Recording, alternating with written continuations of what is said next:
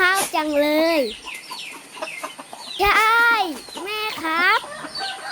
ว่ายังไงครับลูก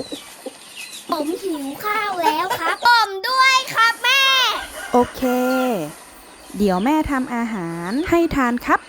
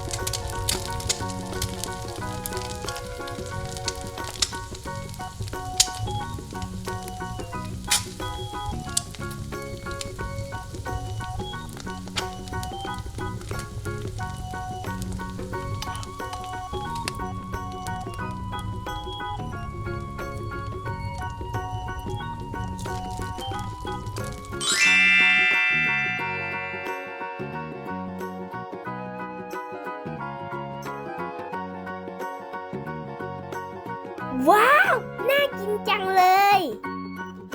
กินข้าวกันเถอะ โอ้นี่ครับทำครัวจิ๋วแต่คนจริงกินนะครับยังไงลูกไข่เจียวกุ้งอร่อยเลยโอ้โห ดูดิดูคนจิ๋วรอกินอยู่เนี่ยแต่คนจริงกินไปแล้วเนี่ยโอ้โหเรียบร้อยครับวันนี้นะอร่อยเลยฝีมือโอเคครับ